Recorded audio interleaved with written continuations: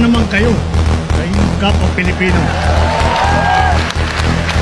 Mahiya naman kayo sa mga kabahayan nating naanod o nalubog sa mga pagbaha. Mahiya naman kayo lalo sa mga anak natin na magmamana sa mga utang na ginawa ninyo at binuhusan nyo lang ang pera. Ibiling paklipak po ang kinikita ng mga kurakot pala.